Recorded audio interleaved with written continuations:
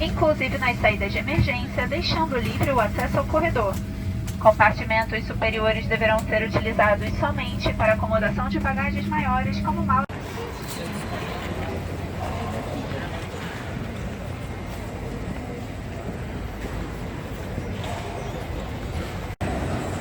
Já estamos no Porto. Quero dizer, Porto Alegre.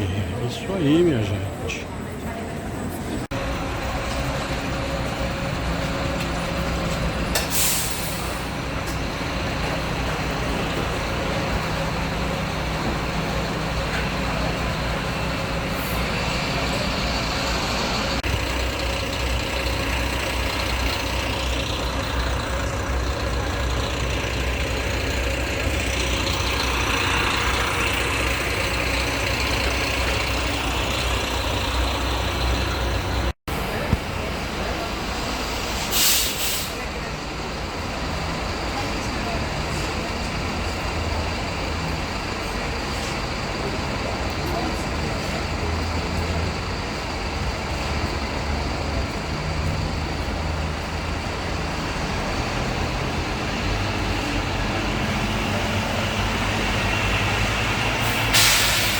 Agora vai para Canela, esse ônibus aí tá indo para Canela.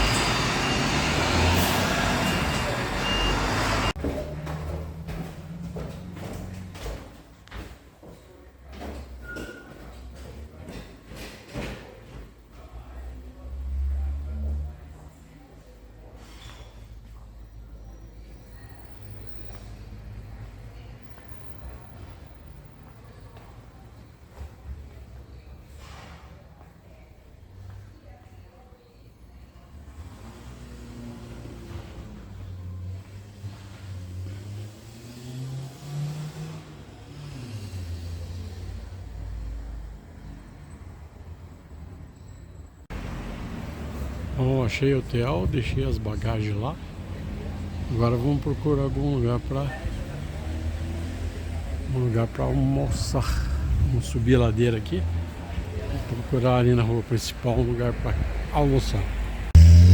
Então, estamos em Gramado. É uma das ruas principais aqui. Tem uma igreja. Aqui é a rua do hotel. E vamos procurar um local agora para almoçar. Estou sendo repetitivo, mas é isso aí. Cansado. Mas estamos aqui. E tem outra igreja. Vamos que vamos. Aqui tem um subidão que dá para cansar.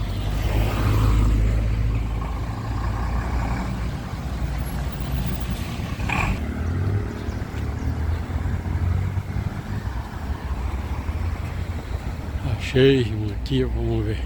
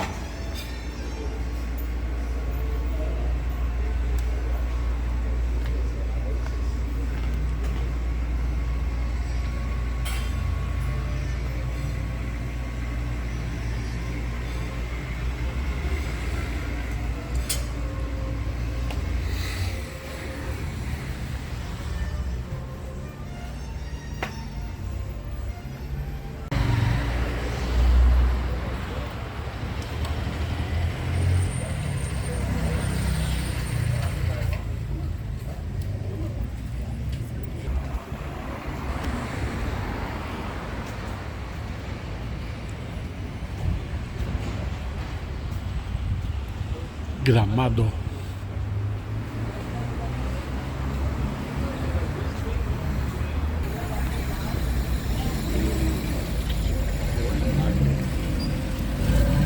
Interessante essa rotatória aí. Uns vasos. Legal. Rua das Orquídeas com Borges de Medeiros.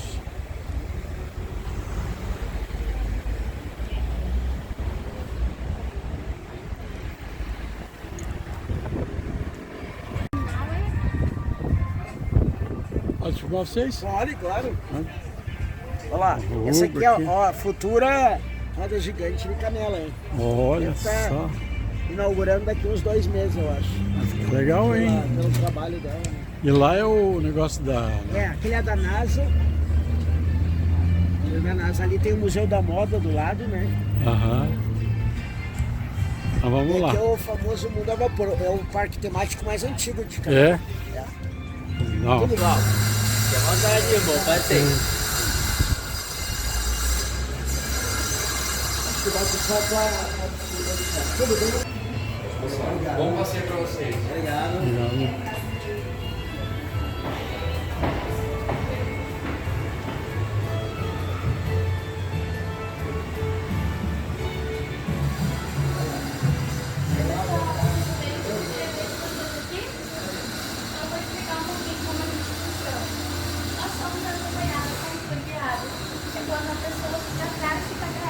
Contando um pouco da história de cada um. Sim. Então, se quiserem só acordar e mencionar, fica questão de 5 minutos eu inicio tudo. Tá. Ou se preferirem, podem seguir livre e vão lá. Porque no final do sorteado e depois da volta do trem que fica na parte de fora, vão poder voltar pro parque para ver as coisas com mais calma. Combinado? Nessa primeira parte, eu quero dar uma base histórica para a gente entender um pouco tudo o que vamos ver por aqui. Para começar, vamos ver já 2.000 anos atrás, lá para a antiga Roma, em que tudo começou com o Hélio de Alexandria. Naquela época, estava tendo muitos experimentos com vapor, para saber o que ele conseguia fazer. E um desses experimentos foi o Hélio que criou, e ele se chamou de Eulípila. A Eulípila funcionava da seguinte forma. Nessa parte de baixo, vamos ter o fogo e logo em cima a nossa caldeira com água dentro. Aquela água fervida, conforme o tempo se transformando em vapor, vai subir pelos tubos e a pressão vai fazer com que a bolinha oca de cobre rotacione. Gire. Simples. Era mais para mostrar que o vapor tinha força para movimentar muitas coisas, sem a ajuda de alguém ou até mesmo tração animal, que naquela época era muito usado. Mas, infelizmente, não passou disso, simples experimento. E foi só nos anos de 1600 que a primeira máquina com interesse industrial foi criada. E quem o criou foi o Thomas Savery, e que ele era dono de muitas minas de carvão mineral. Num certo dia, as suas minas acabou tendo infiltração de água lá dentro, que inundou tudo. Então ele criou essa máquina, em que ela servia para sugar toda aquela água lá de baixo e jogar para fora das minas, como uma espécie de canudinho. Uma máquina que foi uma boa ideia e foi o pontapé para outras serem criadas a seguir. Nos anos de 1700, foi criado o primeiro motor a vapor prático da história.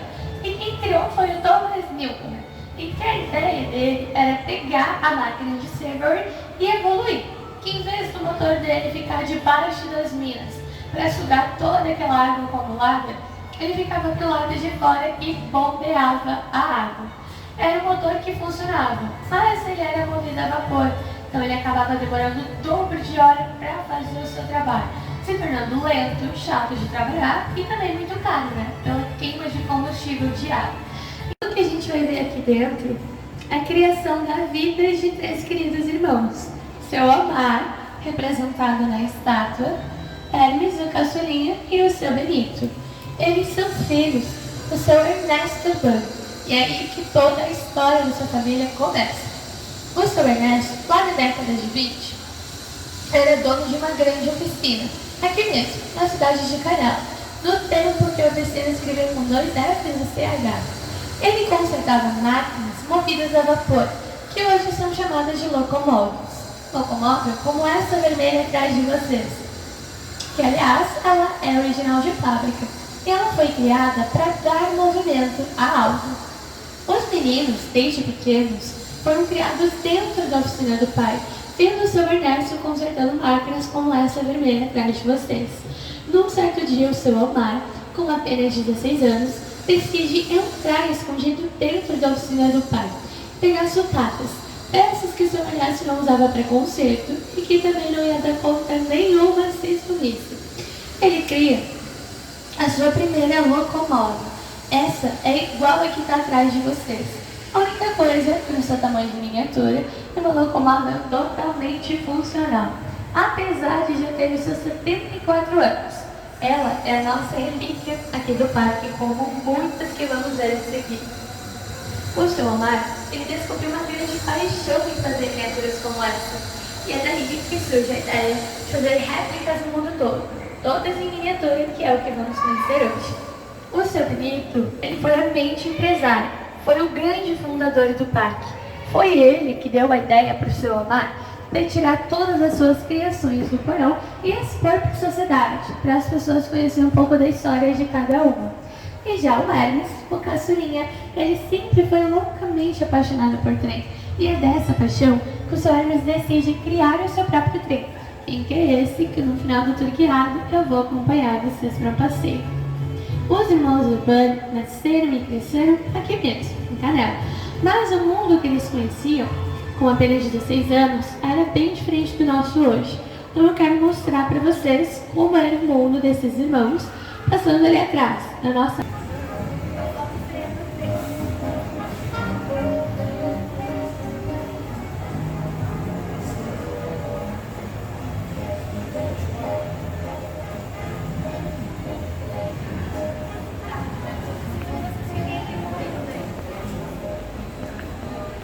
Bom, pessoal, chegamos em frente à nossa ferrovia, que, como eu falei, liga a nossa cidade de Canela à cidade de Porto Alegre. Hoje ela não existe mais, foi extinta há vários anos, em 1963. Ela deixou de ser ferrovia para se tornar rodovia.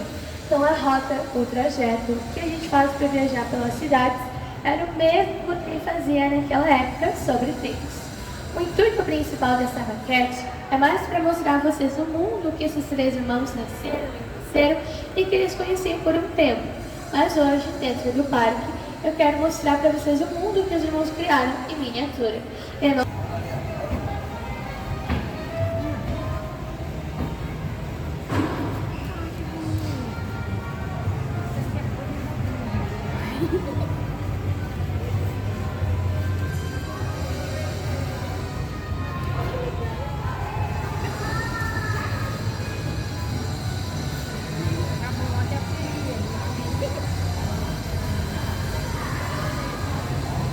Siderúrgica, eu quero mostrar para vocês como era o processo de fabricação desse ferro vermelhão, que até hoje ele é muito usado para a nossa construção civil. Mas o material em que vamos trabalhar aqui não vai ser o ferro, até porque ele demora muito tempo para derreter. Mas o material em que vamos trabalhar, chamado estanho, além de ser um material totalmente maleável, seu ponto de fusão é menor que o ferro, então ele derrete com mais facilidade. E para mostrar, vou pôr ele para derreter dentro do alto forno e vou preparar esse molde. Com a ajuda de um cadinho, que é uma haste com caldeirinha na ponta, vou colocar o nosso estanho derretido aqui dentro e jogar dentro do molde.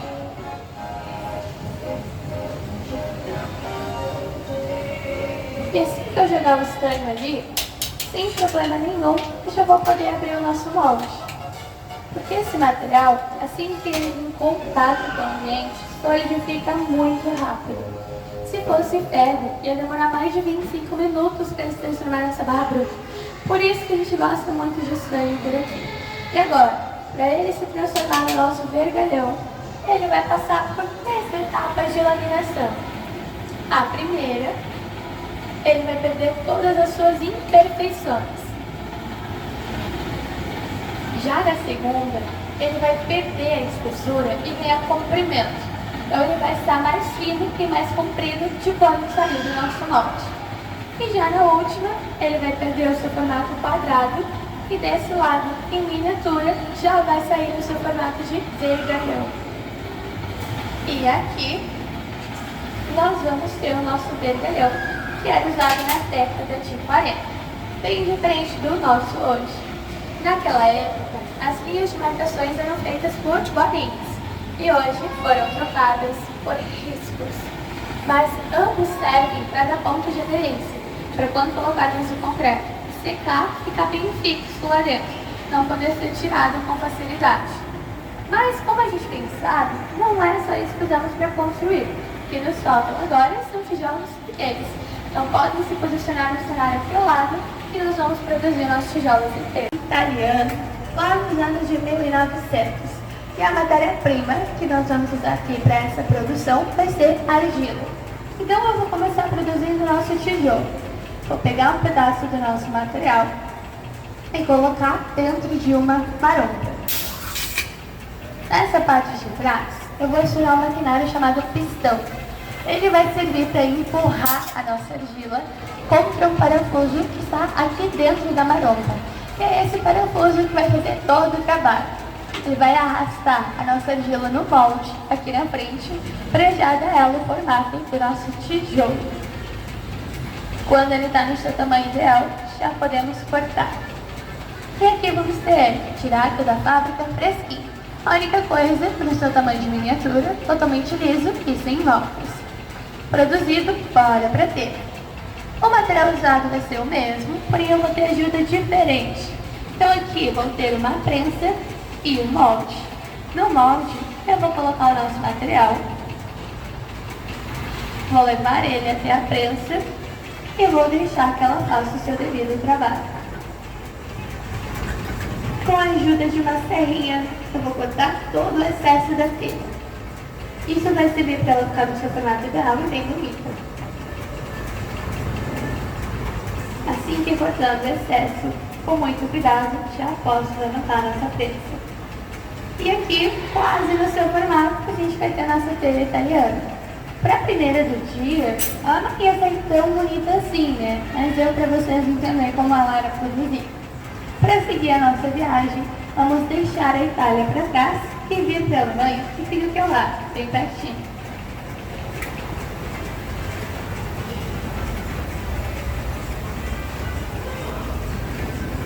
Nós vamos conhecer um rolo compressor lá da década de 20. Esse rolo, ele é uma adaptação de locomóvel. Locomóvel como aquela vermelha, que a gente viu lá no início do nosso passeio. O rolo compressor, ele foi criado para pavimentação das ruas, das estradas. Então o que ele vai fazer? É compactar tanto o chão batido, terra, quanto asfalto. Com a sua carga cheia, o rolo pesava umas 10 toneladas. E por conta disso, não conseguia andar muito rápido. Então ele passava dos 6 km por hora. Tão lento que qualquer pessoa que andar ao lado do rolo compressor é capaz de ser mais rápido que ele mesmo. Agora eu quero convidar vocês a viajar comigo para os países abaixo do nível do mar.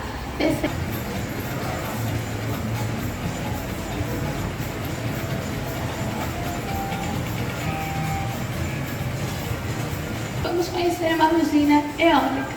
Lá sempre foi um lugar que ventava muito, então eles usavam a força do vento para gerar a energia. Esse moinho de madeira, mais antigo, além de ser responsável por bombear a água do solo, ele também conseguia moer grãos. Mas ele tinha um grande problema. Ele só conseguia abastecer energia para mais de 5 lâmpadas. E traduzindo, seria uma residência. Então, cada casa tinha que ter seu próprio moinho de vento para ter a sua energia.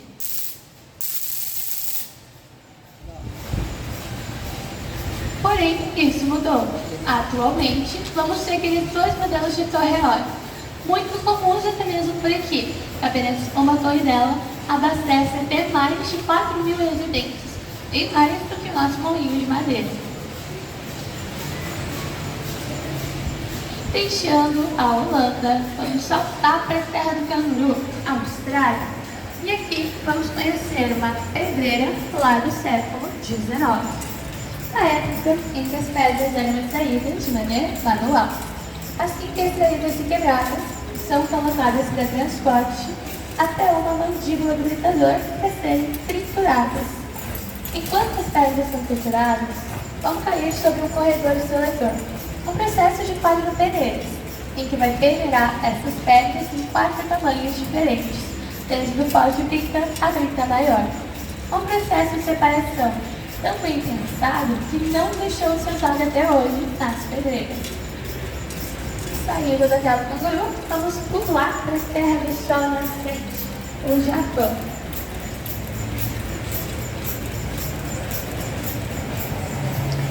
Aqui vamos conhecer uma usina termoelétrica, uma forma de gerar energia através da força do vapor. Então o vapor vai passar dentro da turbina e isso vai fazer com que ela se movimente. A turbina está ligada através de uma correia ao nosso gerador. Quanto mais rápido o vapor passar dentro da turbina, mais rápido ela vai fazer com que o nosso gerador gire. E é o movimento dele que transforma e converte a energia. Depois desse processo, aí sim, é estabilizado e então distribuído para as residências. Essa é uma forma que não deixamos de usar no mundo todo até hoje, apesar de ser a mais cara e também a mais poluente. Viajando mais um pouco, vamos atravessar o Oceano Pacífico lá para os Estados Unidos, em Nova York.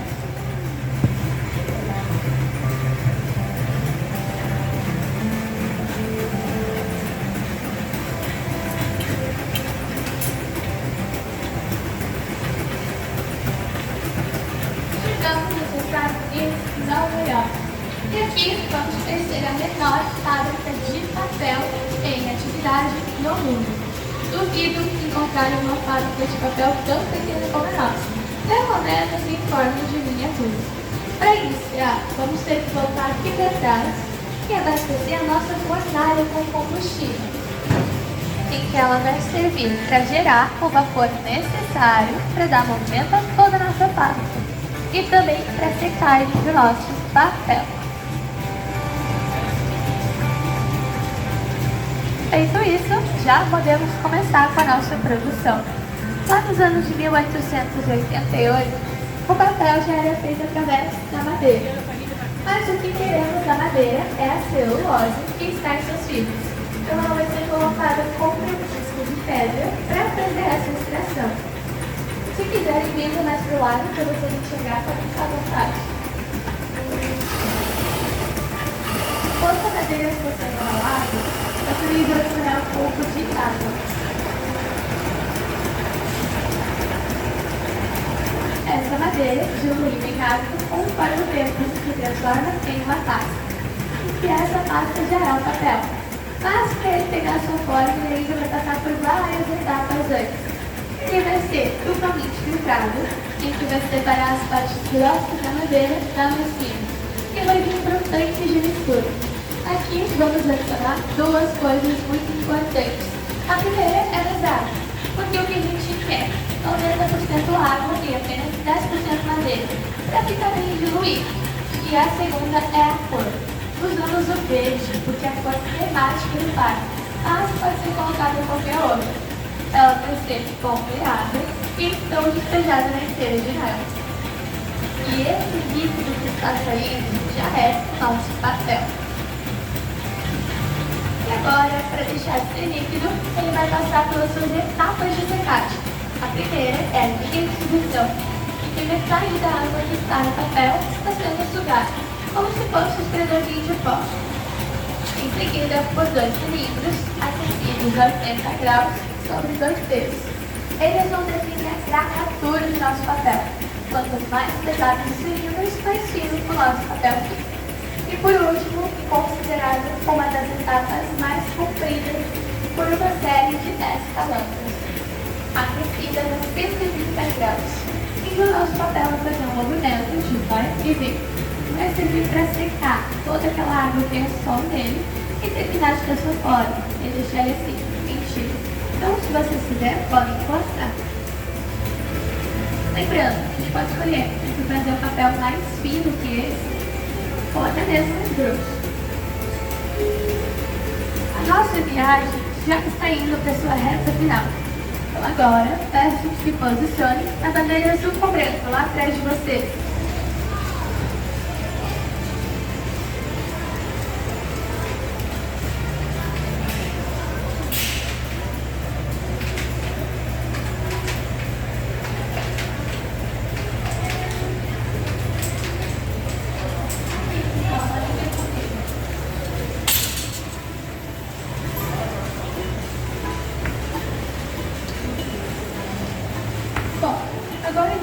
é o vapor de lago e vamos conhecer 3 modelos de rodas d'água que é direto da água corrente trabalhando.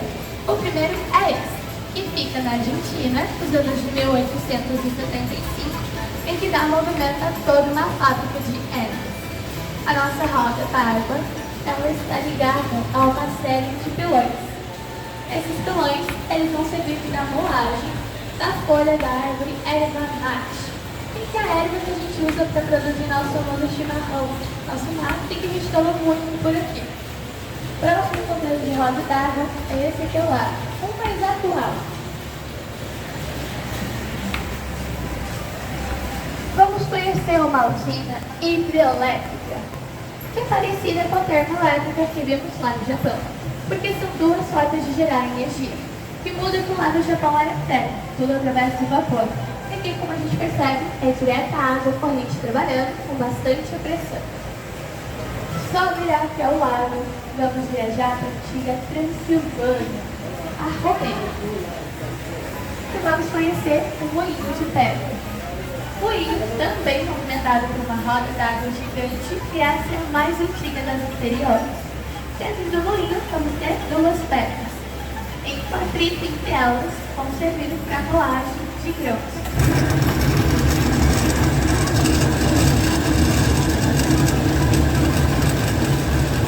Assim que ele é pendurado, vai cair em uma peneira que vai peneirar o grão grosso da farinha. Apesar do moinho de pedra estar na Romênia, ele não é daqui. A sua origem mesmo é africana. A nossa viagem continua para lá, atrás de vocês, no trator, avisado de 1927. Esse trator, ele é uma adaptação do rolo compressor que vimos lá na Alemanha. Ele foi perdido junto com colonizadores e foi criado para a arte da terra, do solo. Mas antes de existir o trator, havia um método mais antigo, manual trabalhando, que é aquele do meio, que vamos ter a questão de pau, a cruzadeira e até mesmo o chá, que apesar de ser considerado um método antigo, não deixou de ser usado até hoje junto com o trator por pequenos agricultores. Depois de todas as voltas pelo mundo, vamos retornar para o Brasil, para a nossa última parada. E aqui, vamos conhecer a nossa famosa serraria, aqui mesmo, de Canela. Como demonstração, a nossa árvore vai ser cortada e vai vir para o depósito de toras. A partir daqui, as toras vão passar por várias etapas de serra, em que vai indo perdendo seu formato redondo de tora e nas suas últimas sequências de serra já ganhando seu formato de tábua em Chile. Mas para o seu acabamento final, ele vai passar por um refilador, em que vai servir para deixar eles os tamanhos iguais, formatos iguais e até mesmo sem perca saltando para fora. Depois daqui, aí sim, estavam prontos para serem entregues para as regiões, indústrias e até mesmo a nossa residência. E vou voltando para a Canela, que foi guiado chega ao fim. Eu, Carol, agradeço pela atenção de vocês até aqui e agora eu quero acompanhá-los para o passeio de tempo. Bora lá? Então, podem me acompanhar. Então, por aqui, pessoal.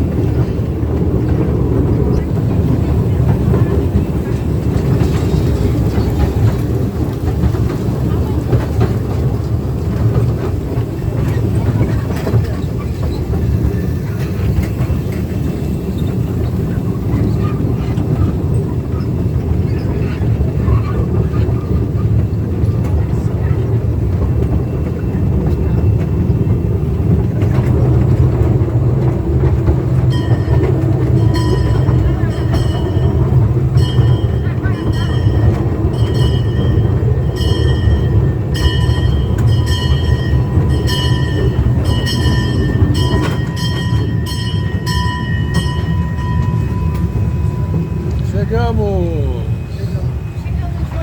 Chegou em Paranaguá. Chegamos de Porto Paranaguá.